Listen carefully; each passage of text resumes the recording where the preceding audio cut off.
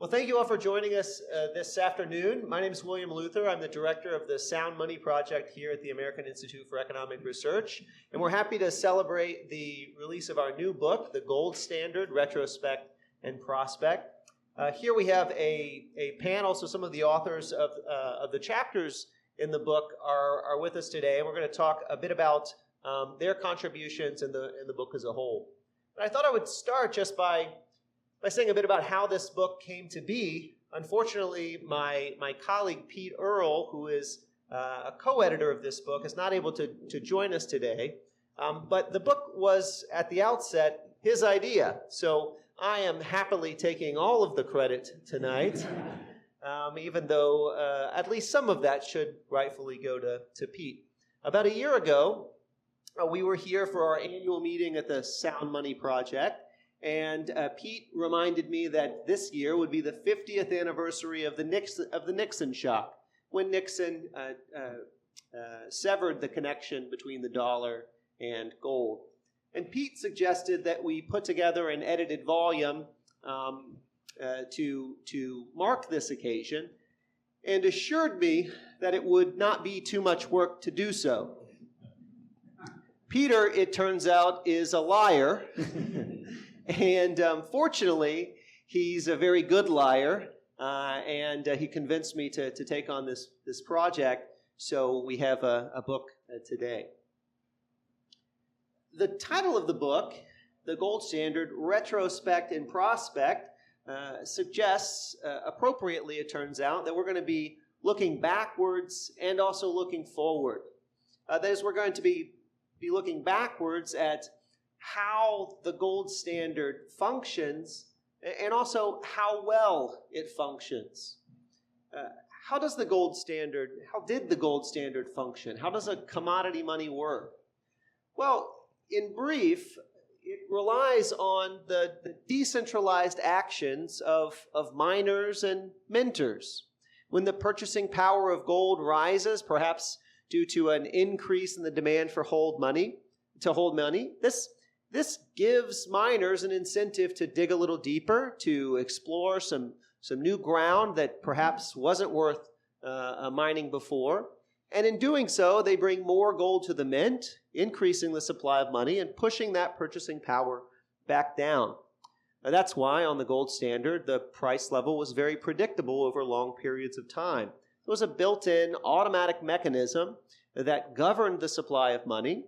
It didn't depend on the discretion of any individual with an inordinate amount of control. Just miners acting in their own interest would bring sufficient gold to the mint and ensure that the money supply was appropriately governed over time.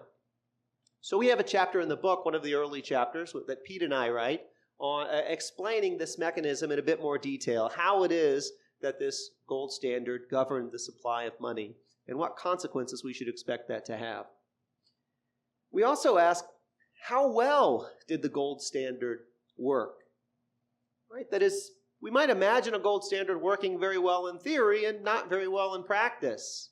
Of course, an ideal system isn't the goal, or at least if it is the goal, we recognize that might not be an achievable goal in practice. And what really matters is how the system we had compares to the system we have. Thomas Hogan has a chapter in the book looking at how well the gold standard performed relative to the monetary systems that have succeeded it. And he finds that the price level grew more rapidly since abandoning the gold standard, and has also become less predictable since abandoning the gold standard. Now, these are costs that we have to deal with in our modern monetary system, dealing with a more rapidly growing price level and a price level that's harder to predict. We have to change our prices more frequently. We have to incur additional costs to contract over long periods of time because we face inflation risk. What do we get for those costs? We might be willing to bear those costs if we also found that we experienced, say, less macroeconomic fluctuation, fewer or less severe recessions, or if we realized greater economic growth. But that doesn't appear to be the case, because we don't see significant changes in the real economy, our real ability to produce valuable goods and services. And so it looks like we're bearing those costs of inflation and the difficulty of predicting prices, and not getting an offsetting benefit for that. So looking back, how does the gold standard work, and how well did it work, is the focus of those chapters. We also want to look forward, right? Retrospect and prospect. What are the prospects of returning to a gold standard? And if those prospects aren't very great, what other alternatives do we have? So my dissertation advisor, Larry White, has a chapter in the book where he considers some common arguments against the gold standard. And Brian Cutsinger, who's with us today as well, considers the feasibility of returning to the gold standard. We'll talk more with them in a bit. My own view is that it seems unlikely that we would return to a gold standard today, in part because the political feasibility of the gold standard seems unlikely. That is, there doesn't appear to be a political coalition that's interested in returning to a gold standard. And we can identify some coalitions that do seem interested in precluding a change of that sort. So I think it seems unlikely that we would return to a gold standard today, even if we all agreed that returning to a gold standard would be better. I also think that there are some reasons that a gold standard might not work so well today, even though it worked so well in the past. And one reason is because historically, we had some well-anchored expectations around the gold standard. We were not only on the gold standard, but we all also expected to be on the gold standard forever. And those expectations, unfortunately, are gone. When we had those expectations, when we believed that we would be on the gold standard in 20 or 50 or 100 years, we could write very long contracts and be relatively confident what the price level would look like in 20 or 50 or 100 years. Even if we were to return to the gold standard today, it seems unlikely that people would believe, as they once did, that we will still be on a gold standard in 20, 50, or 100 years. Because unlike in the previous period, we now have experienced a departure from the gold standard. And so it's very clear to all of us today that that departure is possible and could last for a very long time. So I'm concerned that there might be no getting the genie back into the bottle. And that is a big concern that folks who are interested in returning to the gold standard need to take on firsthand. If we can't return to a gold standard, perhaps due to political factors, or perhaps because we decide that there are some better alternatives, we need to figure out what those better alternatives might be. And in the final 3 chapters of the book, before the conclusion, we take a look at some alternatives and consider the scope for which those might give us a better monetary future than our monetary status quo. Alex Salter looks at the potential for monetary rules. We have a discretionary central bank in the U.S. It adopted an inflation target in 2012 of 2%, and then failed to achieve 2% inflation for the nearly a decade that followed. It changed to an average inflation target of 2% last August, and bond markets are currently predicting greater than 2% inflation over the 5 and 10-year horizons. So we've developed something that looks something like rules in monetary policy, but they're not very tight rules. They don't bind very well. They don't appear to be constraining the central bank too well. And so we would need to think seriously about how to ratchet up those rules. Nicholas Kaczynowski looks at the international environment.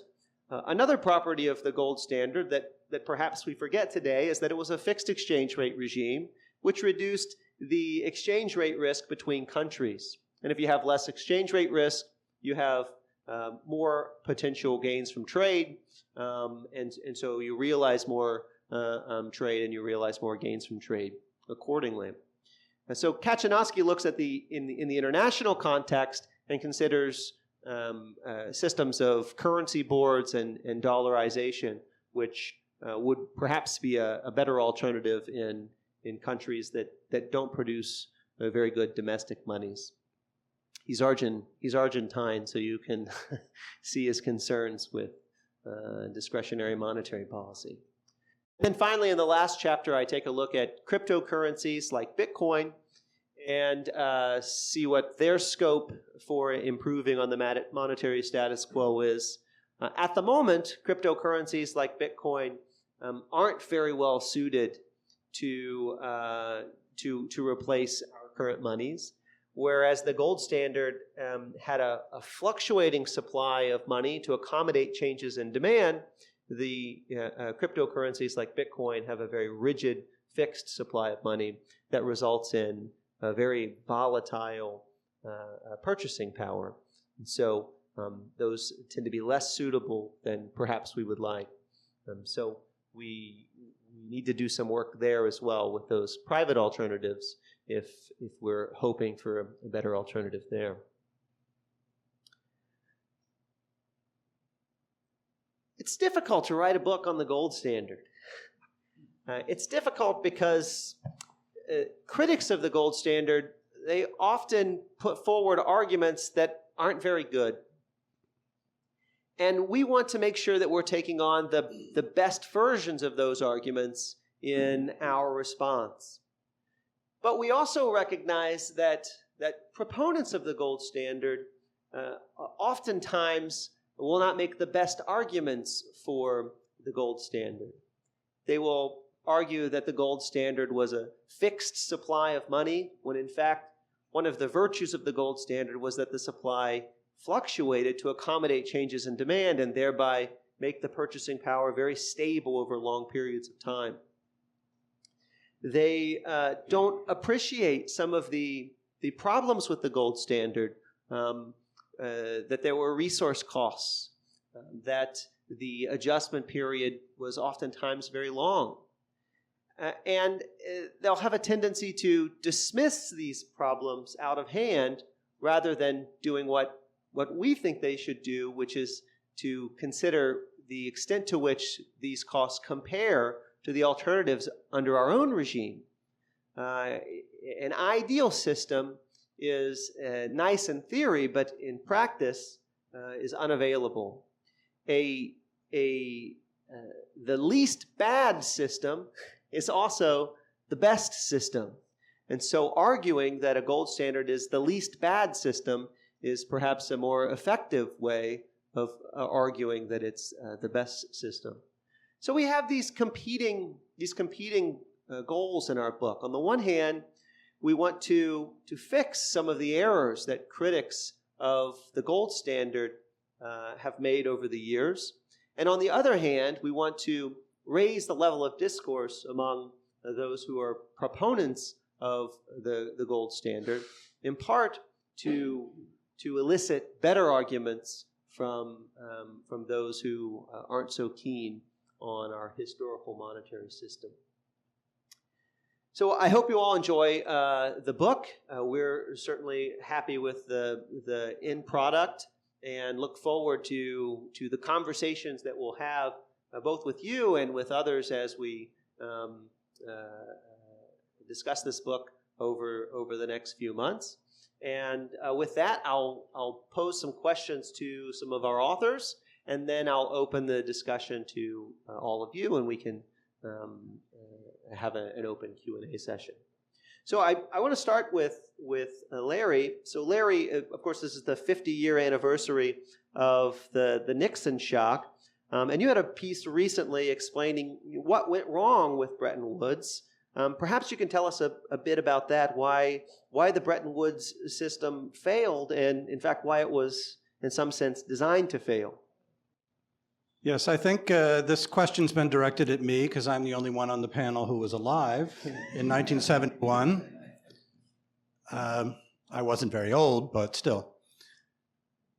Yes, a lot of people who are favorable to the gold standard have a certain nostalgia for the Bretton Woods system because there was a link to gold. The US dollar was still redeemable for gold at $35 an ounce. People don't often appreciate how tenuous the link was in two ways. One, it was only foreign central banks who were allowed to redeem. US citizens were not allowed to own monetary gold, so they couldn't redeem. And the foreign central banks were pressured at the same time by the US government not to redeem because the US government had provided them with Marshall Plan aid, was providing NATO defense, and so they could lean on them not to redeem as quickly as they otherwise would.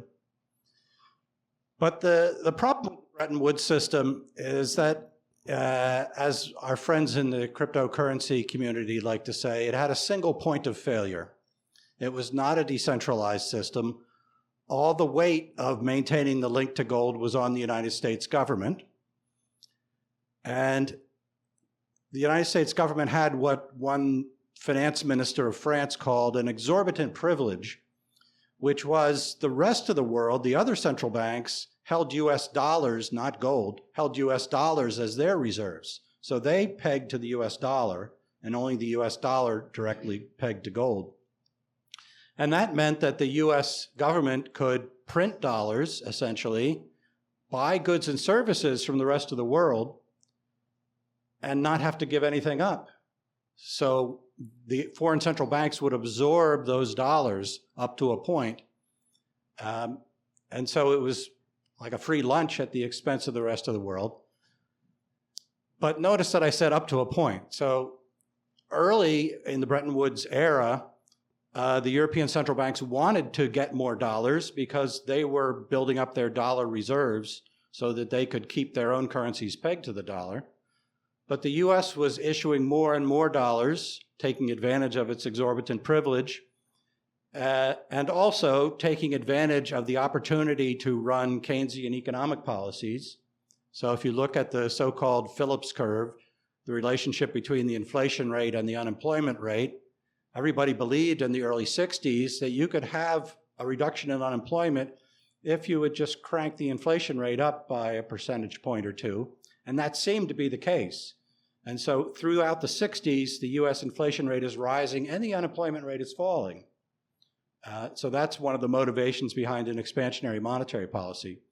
Eventually, the European central banks got more dollars than they wanted to hold. They could convert them into treasury bills, so they could earn a little interest on their dollar reserves. But still, they began to see that the dollar was losing its purchasing power relative to gold. So in the market in London for gold, which wasn't pegged by the US Treasury, the price of gold began to rise above $35 an ounce. The US government found it very expensive to keep providing gold to that market at $35 an ounce. They began depleting their gold reserves, so that when they stopped doing that, the free market price of gold rose to $40, $42. Now, if you're a foreign central bank, say you're the Bank of France, just to pick a random troublemaker, you say, well, it doesn't look like this $35 an ounce is going to last because the free market price is $42. So what can we do? If we go to the market to get gold, we have to pay $42. But if we go to the US government, we can get gold for $35 an ounce. And if we think that they're eventually going to devalue, the time to get it is now.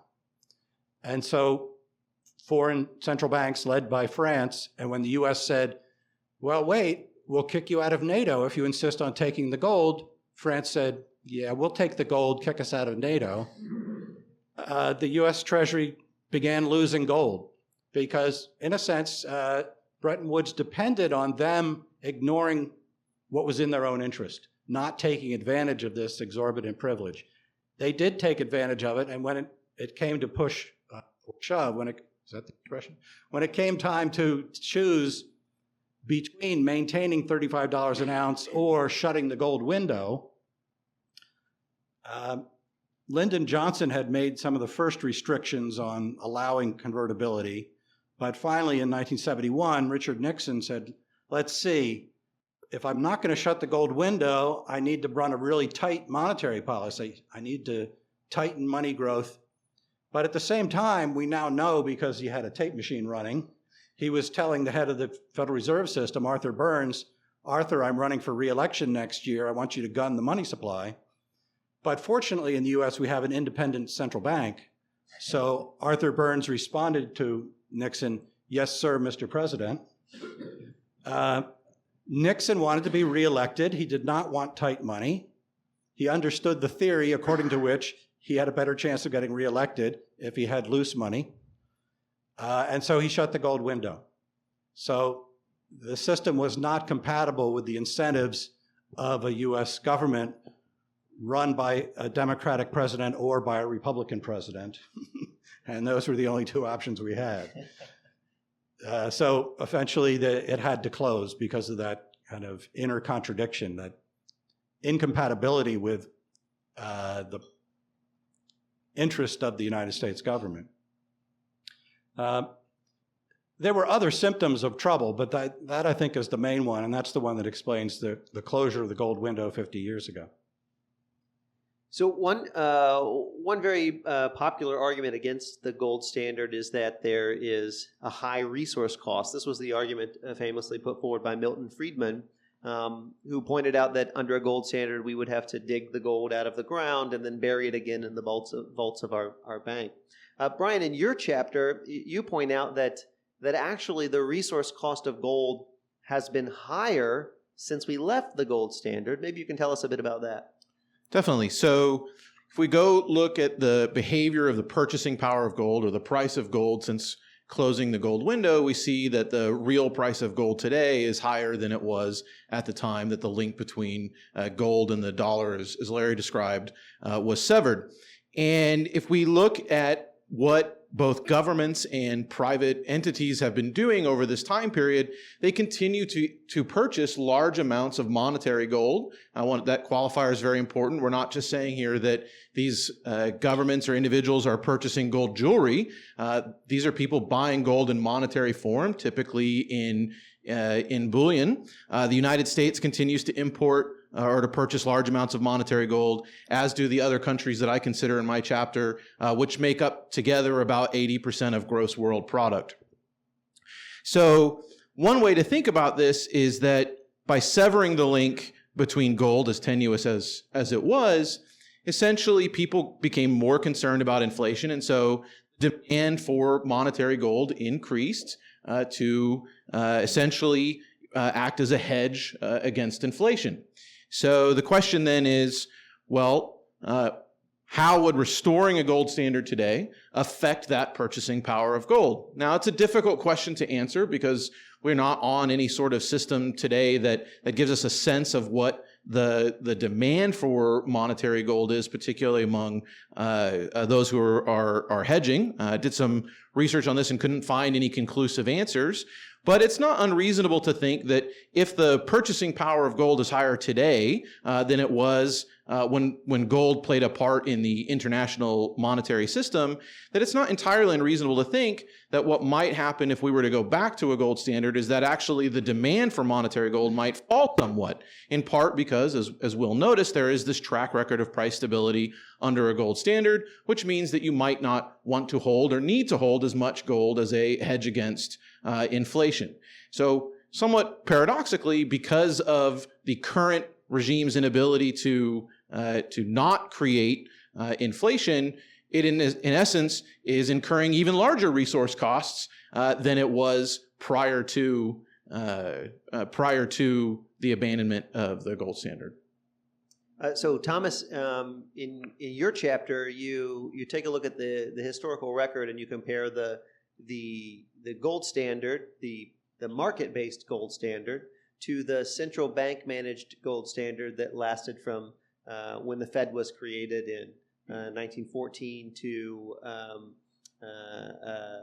the collapse of Bretton Woods in 71, and then the Fed-managed fiat system that has followed. And when you look at the evidence, you find, as I'd mentioned earlier, and Brian has reiterated, that the gold standard, the market-based gold standard, performed very well, and yet very few economists seem to be fans of the gold standard. And so why is that? Why is it that the critics of the gold standard don't seem to be aware or don't put much weight on this historical experience? Yeah, thanks, Will. I think people would have a better impression of the gold standard if they were familiar with some of the more recent academic research. And by more recent, I mean since the mid-1980s. That's like recent in academic terms. It's not recent in, real time for all of us. But in academia, sometimes it takes a while for some of these ideas to filter out and become adopted. And I would like to think that that's part of the reason that people aren't familiar with these, is that, in some ways they're relatively new. So if we think about the criticisms and the familiarity with the gold standard that some academics have, a lot of times it's not very good. They don't know very much about the period before the Fed. They've just heard that it was terrible and a big disaster. Will recently had an article about the Bretton Woods system and the gold standard in the Wall Street Journal. And when he put it out on Twitter, someone commented, "But wait a second, what about that long depression for 30 years after the Civil War?" That sounds unusual to us because for the 30 years after the Civil War, GDP growth was averaged about 4%, which is much higher than it has been since World War II. And so what this person was calling a depression was actually a period of great prosperity. If this huge GDP growth is a depression, then we should always want to be in a depression because it's, that good. But this person that was an academic had just, they thought they knew what had happened at that time and that it must have been terrible, and didn't really bother to even just look at the numbers to see if what they were saying, really made any sense. And so, I think some people just don't know very much about it. And that kind of makes sense if we think about when some of this research has come about. So, when the Fed was founded, there were some academics that said, no, or I should say, when the Fed was founded, they stayed on the gold standard, but it was a Fed-managed standard. It wasn't a real market-based gold standard. The Fed was managing the money supply rather than the forces of supply and demand. So we don't really consider that to be a gold standard in the way that we discuss it in the book as a market-based gold standard. And that, of course, is one of the things that led to the Great Depression, right? In the 1930s, people still blame that on the gold standard, despite the fact that most academics would say that was a mistake by the Federal Reserve. Even Ben Bernanke and Harold James have an article where they say this was a self-inflicted wound. This was a mistake. The initial monetary contraction at the beginning of the Great Depression was a mistake by the Fed. It didn't have anything to do with the gold standard. But some academics still say, the Great Depression, that was because of the gold standard. But, that's not what the historians and the people that have studied the period believe. At that time, there were definitely some economists in the 1930s that were saying, no, we should stay on the gold standard. Friedrich Hayek said, we shouldn't be replacing this market-based system with an arbitrarily managed monetary system. That's probably a bad idea. And even after World War II, some economists were still saying that. Look, we should go back to the gold standard. But the 1950s and 1960s were a pretty good period. And so by the 60s, economists were already writing papers saying, look how good the Fed has done. What we've got now is better than the gold standard. And that continued even during the stagflation of the 1970s. People were saying, this is better than the gold standard. Even up to the mid-80s, people were saying, what we have now is better than the gold standard. But the research took a turn in 1986 with 3 papers by Christina Romer. So Christina Romer was a professor at Harvard at the time, is now at UC Berkeley. She was formerly the chair of the Council of Economic Advisors under President Obama. So, not like a hard right-winger and not a big fan of the gold standard, but just doing, honest academic research, looking at the numbers. She went back and said, you know what? The period before the Fed, it's not as bad as we thought. It turns out one of the mistakes that people made when they looked at the pre-Fed period was that they were measuring the price level based on the easiest data that they had available, which was commodity prices. But the thing is, it's well known that commodity prices are much more volatile than regular prices in the economy. And so economists were using this volatile measure of prices rather than a good measure, and it made it look like the period before the Fed was too volatile, right?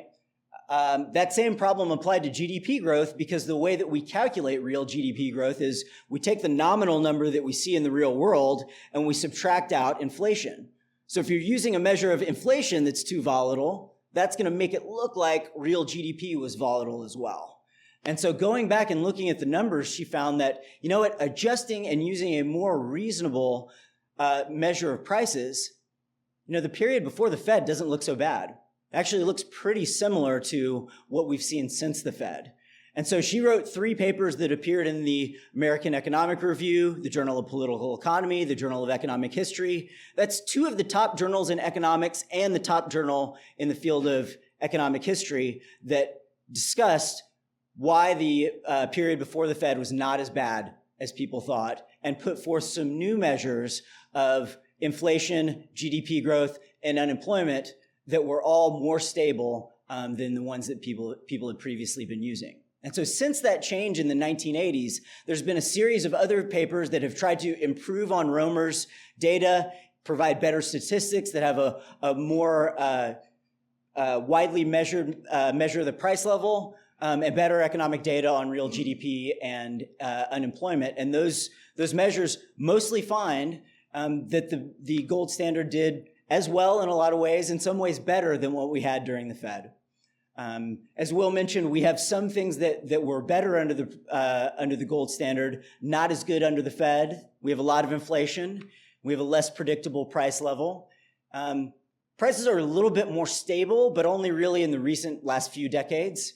Again, recent being like the mid-1980s.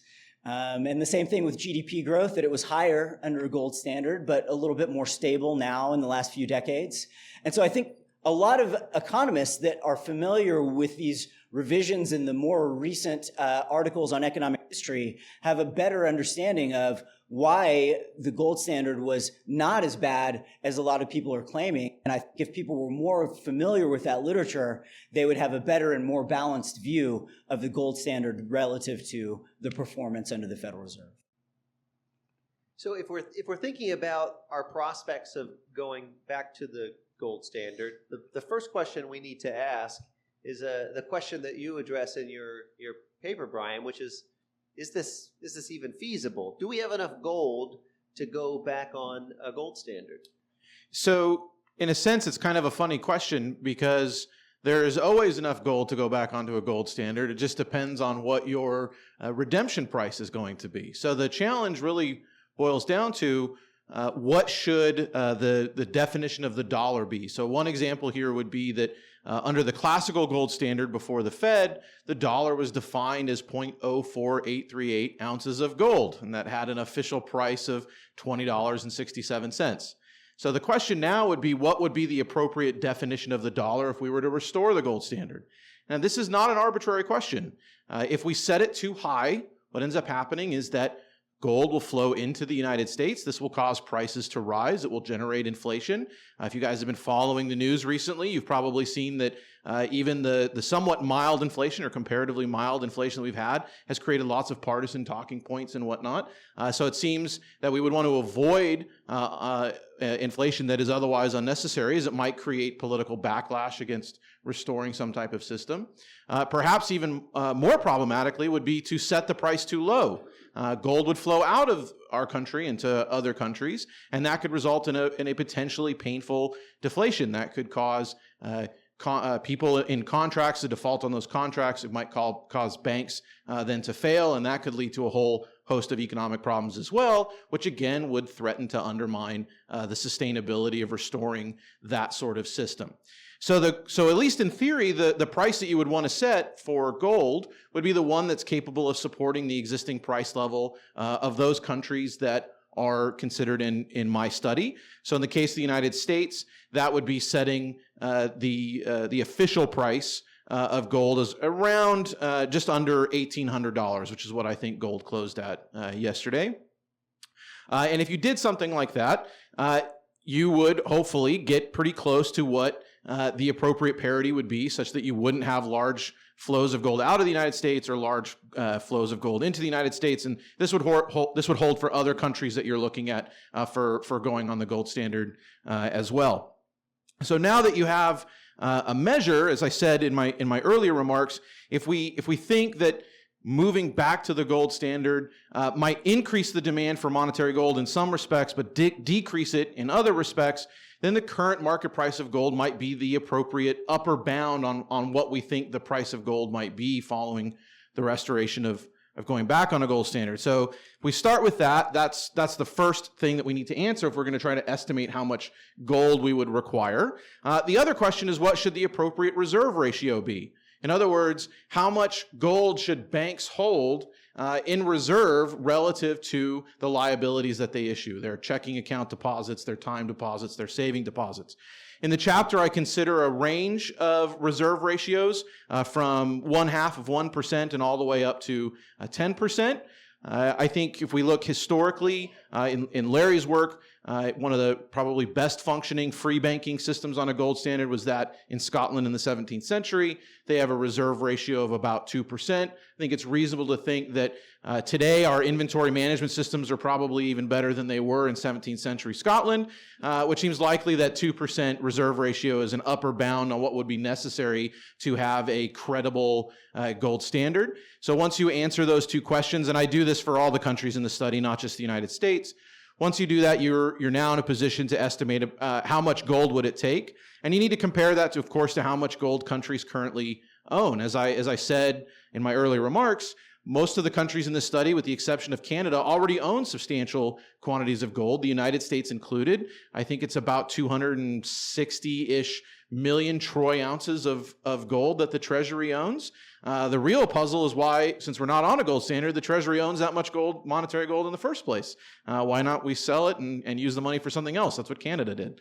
So once you have that information, you can determine how much gold will be necessary to return to a gold standard. In the case of the United States, we have more than enough gold under those assumptions. The countries in the Eurozone, or the Eurozone taken collectively, has enough gold. And I think Russia is the third country. I'll have to take another look. It's either Russia or India. The remaining countries would have to acquire gold to meet those requirements. But if we go look at the total stock of above ground gold, there's more than sufficient gold already mined to permit the banks in these various countries to adopt a gold standard with a 2% reserve ratio in the current market price.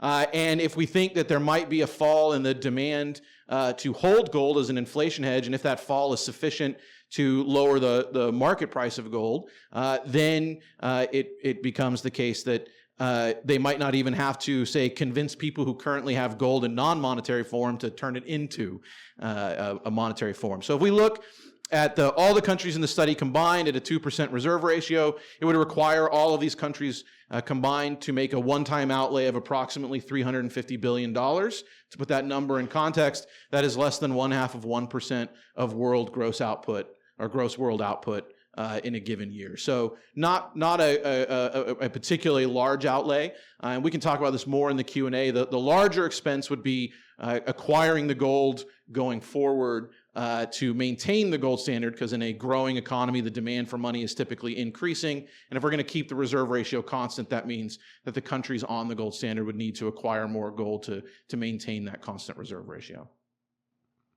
And Larry, your chapter is on arguments against the gold standard, and I'm curious what you see as the 2 or 3 best arguments against the gold standard, and how you would respond to those arguments.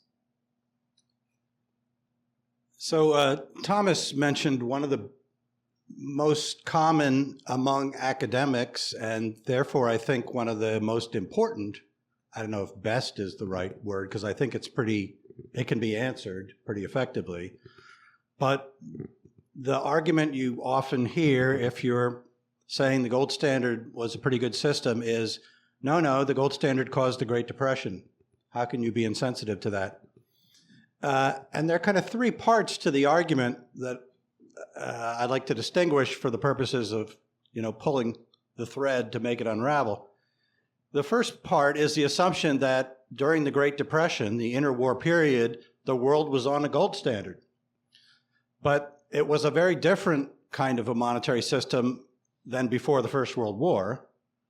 It was, during the interwar period, it was not a classical gold standard where countries played by the rules of allowing the money supply to adapt to maintain equilibrium in the balance of payments. And many countries didn't even have a central bank, like the United States, Canada, Australia, and so on. And so gold flows were self-managing. There wasn't any agency managing them or trying to speed them up or slow them down. So the interwar period was very different from that. Some countries, all the major combatants in the First World War, except the United States, went off the gold standard. They stopped redeeming their currency for gold. And without that constraint, they printed lots of pounds and lots of francs and lots of lira and lots of marks to pay for war expenses. After the war, they were then faced with the problem, the currency doesn't buy as much as its previous equivalent in gold buys. So if we try to go back at the old parity, everybody's going to immediately redeem for gold because the gold buys so much more. We don't have enough gold to do that. What do? Well, they tried various ways of patching over that problem. Some countries restricted the public from owning gold or from redeeming. Others didn't try to go back to direct redemption. They said you can redeem lira for pounds or lira for dollars, and we'll then go to the US and try to get some gold if that's what you really want. So it was a patchwork of inconsistent policies. That's what failed. I had a colleague at the University of Georgia named Dick Timberlake, and he liked to used to quote Shakespeare, and I forget which play it was now, but one of his characters says, when two men are riding on a horse, one of them has to ride in front. And in the interwar period, central banks were vying for control with the automatic mechanisms of the gold standard, but the central banks were riding in front. They had hold of the reins. They controlled the shots. So it wasn't the gold standard that failed. It was central bank attempts to manage the gold standard or mismanage the gold standard or control the gold standard. That's what fell apart and failed. So for some economists, that's enough to answer the objection, but others have a more elaborate theory. They say, look, a gold standard is inherently deflationary. The price level will fall if you institute a gold standard. If you actually look at the track record, the price level is pretty flat. There are periods of slightly falling prices, and there are periods of slightly rising prices, but over any 30 or 50-year horizon, you're back to where you started from. So there's not a chronic deflationary tendency. So that part's wrong. But then the last part is deflation means depression. Deflation will bring you depression. If you look at the track record under the gold standard, under the classical gold standard, it's just not true.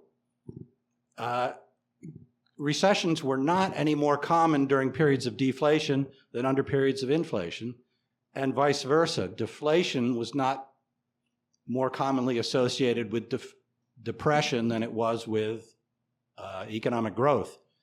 And the reason is that the reason for deflation matters. If the deflation is because there's a shrinking money supply or massive hoarding of money, which is not compensated for, then you have both deflation and depression. But the more common scenario under the classical gold standard was output was growing so rapidly that it grew faster than the money supply because the gold mines are cranking out 2 or 3% growth in the money supply. The economy's growing at 4%. You got more goods chasing each gold dollar, prices tend to fall. That's not so bad. Real incomes are high, and people are enjoying a higher standard of living by each dollar buying more. That's not a depression. That's prosperity. So some of the recent literature that Thomas alluded to has been sort of digging into that and finding there is no association between deflation and depression if you go to the period before the Great Depression. The Great Depression is a big case where the two things coincided, and that has colored economists' perception as much as anyone else's. But that was a period where the central bank failed to provide the gold that was being asked for, even though they had plenty in their vault to do so. So it was a failure of central banking, certainly not a failure of the automatic mechanisms of the gold standard. So that's the big intellectual challenge. There's a more sort of challenge in the background, intellectual challenge, a kind of meta problem, which is economists like to think of themselves as social engineers. Now, that may surprise you because you only know free market economists. And free market economists are the exception to this rule. But many economists are trained with techniques for planning and controlling the economy, and macroeconomists even more than others, right? Their job is to advise the central bank how to turn the levelers and which interest rates to set and when to change them and so on. And so they just can't comprehend that a system that works automatically could possibly be better than a system that they run. Because if what the automatic system would do is the right thing, then we would choose that.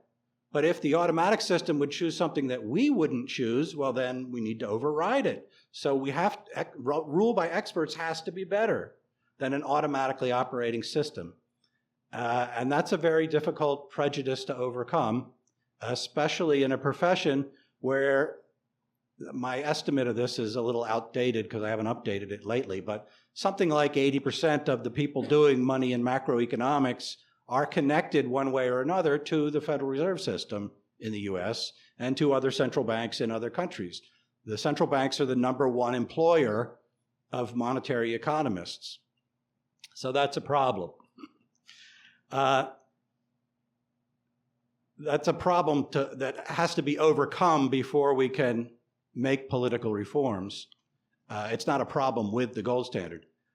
I would think that what I regard as really a serious problem of restoring a gold standard at this point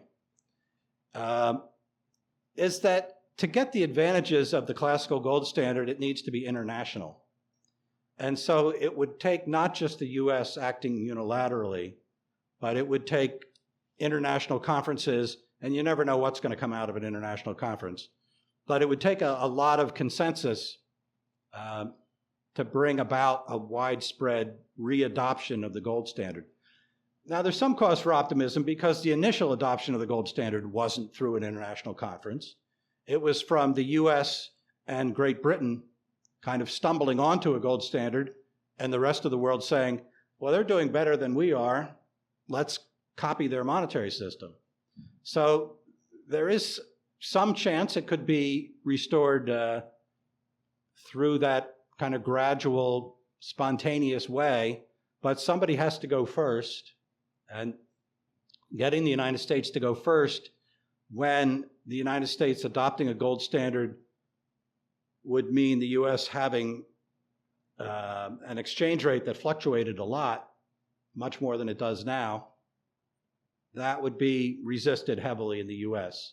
So getting other countries to come along would be a big help, but that's going to be difficult to do. All right, so hopefully you all have a pretty good sense of the stuff we write about in the book. And with that, why don't we open up to the audience for any questions?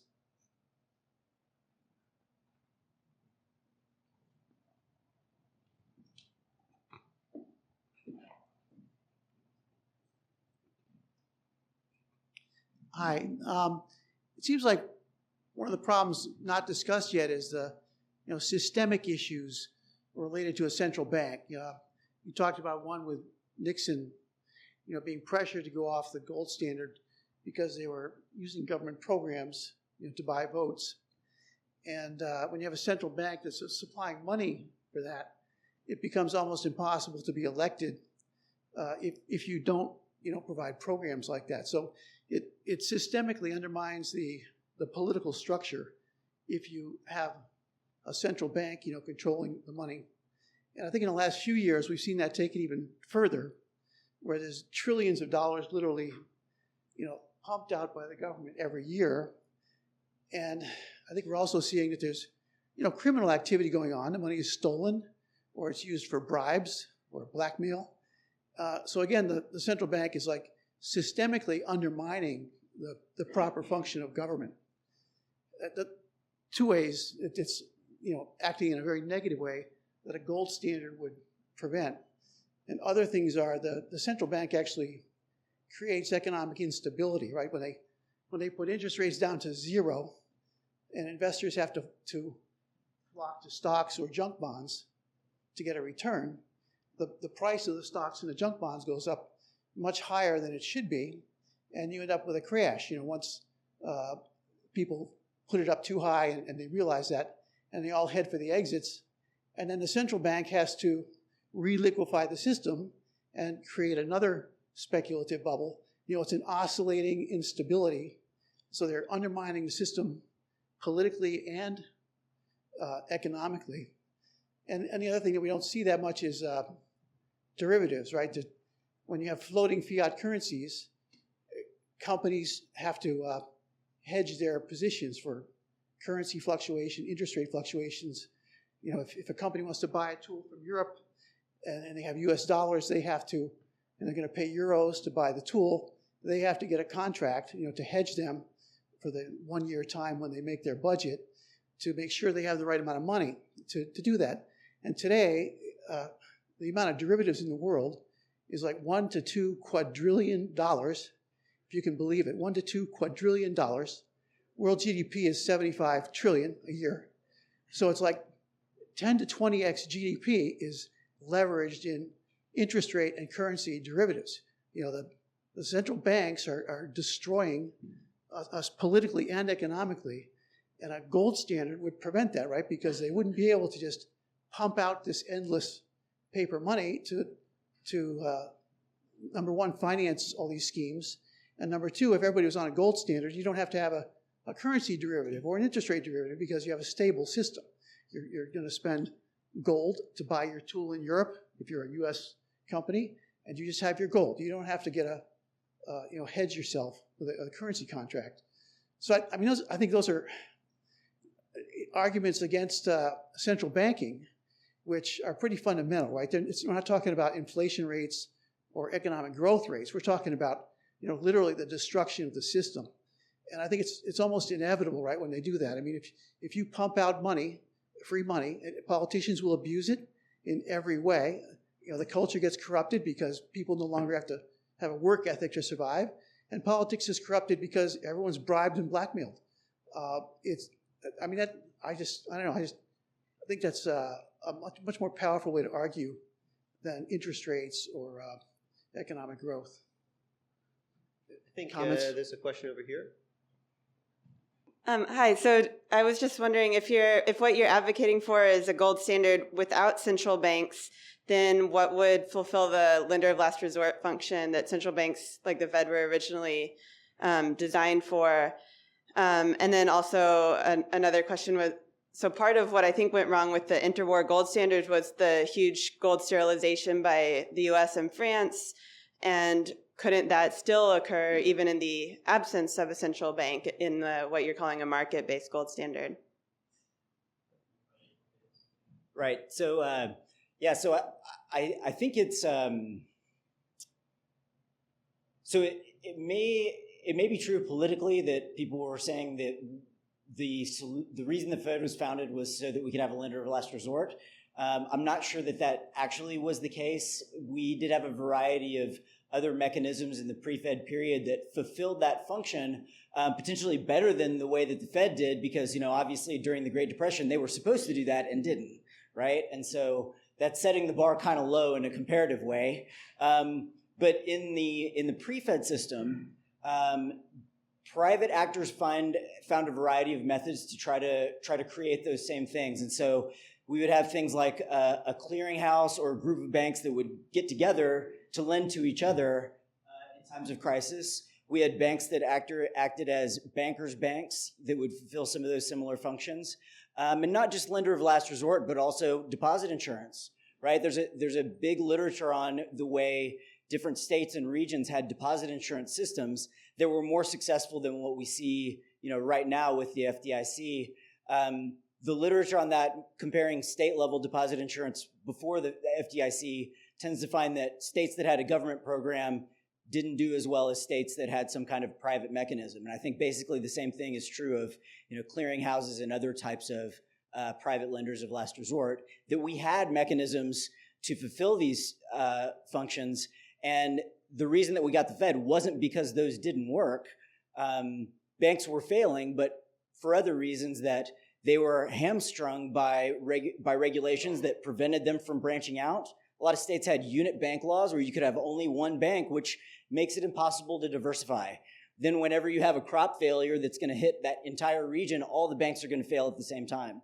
So looking back, it wasn't really fair. Banks were also required to hold certain state and federal bonds that have since been shown to be sources of systemic instability in the banking system.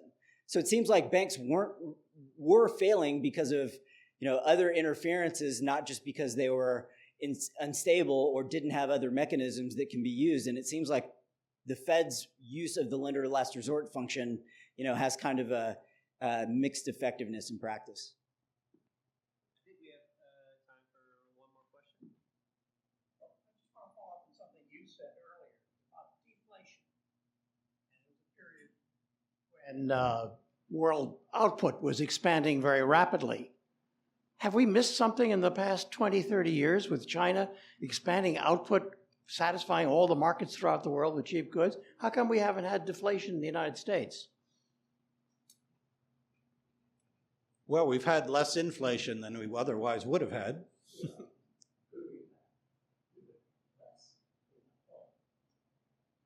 If it's because goods are being produced at lower costs, it's just fine. It's a wonderful kind of deflation. So wouldn't have been a problem, but we managed to keep the inflation number in the positive range through hard work, yeah. I wanted to address the earlier question and actually the first, not really a question, but a statement about the role of central banks. And I think there is truth to the idea that the Fed was founded to serve as a lender of last resort. But the U.S. needed a lender of last resort, or felt it needed a lender of last resort, because it had an unusually weak banking system. And it had that because of legal restrictions on banks. And you didn't find those conditions in other countries. So it wasn't the gold standard that caused the panics of the late 19th century. It was a bad banking system. In Canada, they had the gold standard. There were no banking panics, and nobody was calling for a lender of last resort. When banks failed, it was because they were insolvent, and they should have failed.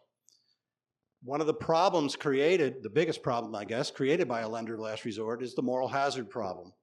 That if the lender of last resort steps in to rescue financial actors, I used to say banks, but now it's any financial actor is eligible for Fed help, from the consequences of their own imprudent actions, you get more imprudent actions. And so I think the cost of a lender of last resort, because it is not in practice limited to the cases where it could theoretically help, and because it's been underpriced and other problems in the implementation that go along with it being a political bureaucracy that's administering it, has had costs greater than its benefits. So yeah, a gold standard is more credible without a central bank. And the countries without central banks during the classical gold standard period had a more automatic mechanism. There was nobody speeding up or slowing down gold inflows and outflows. All right. Well, thank you all for joining us for the panel discussion. We will all be around all night, and if there's one thing you should know about nerdy monetary economists like us, it's that nothing makes us happier than talking about the peculiarities of things like the gold standard. So feel free to come along and ask questions about the book or the other the other topics that we've worked on. We'd be happy to discuss those with you. Thanks for joining us.